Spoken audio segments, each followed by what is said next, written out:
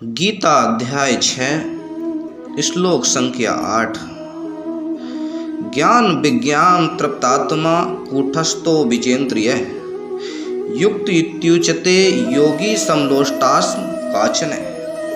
अर्थात जिसका अंतःकरण ज्ञान विज्ञान से तृप्त है, जिसकी स्थिति विकार रहित है, जिसकी इंद्रियां भली भांति जीती हुई हैं और जिसके लिए मिट्टी पत्थर और स्वर्ण समान है, वह योगी युक्त अर्थात भगवत प्राप्त है, ऐसा कहा जाता है।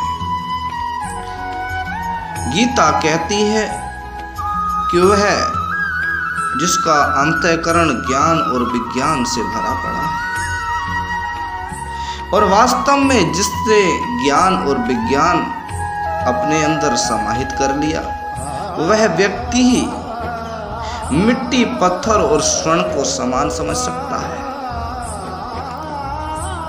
ज्ञान माने वह जो तुम्हें यह प्रकाश दे कि मिट्टी में पत्थर में और स्वर्ण में कोई भेद नहीं,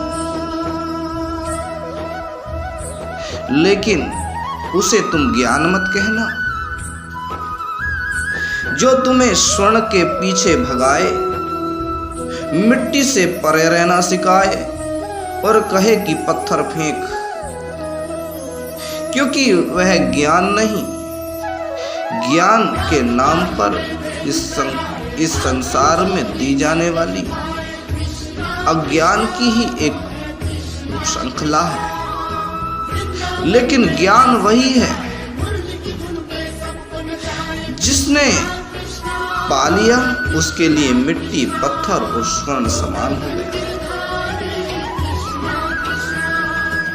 जिसके लिए मिट्टी पत्थर और स्वर्ण समान है, वह योगी युक्त है अर्थात भगवत प्राप्त है।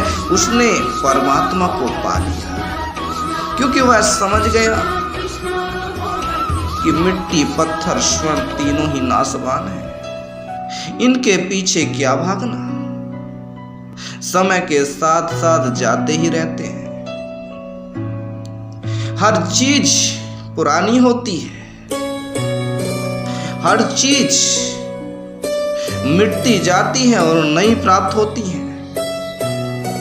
यहां तक कि मनुष्य सुबह को यदि कोई नई चीज लेके आए तो शाम तक कुछ ना कुछ पुरानी हो ही जाती है।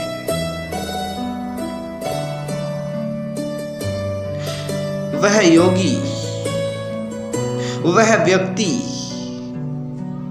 ईश्वर को प्राप्त कर चुका, जिन्होंने इसमें भेद करना छोड़ दिया। और भेद ही कैसा,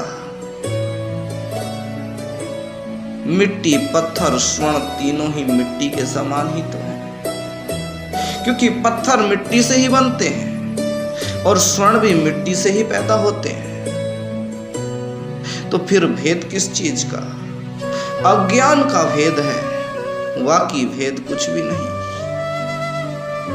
जिस प्रकार मिट्टी से तमाम सारे बर्तन बना देने पर अलग अलग दिखाई पड़ते हैं, लेकिन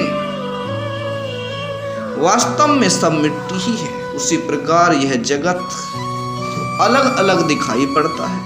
कहीं बहुमूल्य पदार्थ दिखाई पड़ते हैं, कहीं अमूल्य चीजें दिखाई पड़ती हैं, पर भेद कुछ भी नहीं, क्योंकि सब एक ही मूल तत्व से निर्मित हुए हैं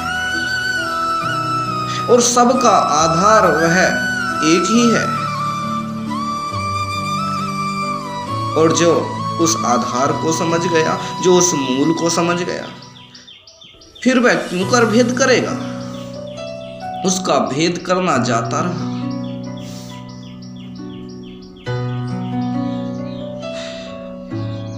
विद्या विनम ददाति, विद्या विनय देती है, अर्थात ऐसी विद्या जो विनय ना दे उसे विद्या न कहना। जिस प्रकार वह ज्ञान जो तुम्हें विकार रहित ना करे, लेकिन संसार का ज्ञान तुम्हें विकार रहित नहीं करता, तुम्हें विकार से भर देता है।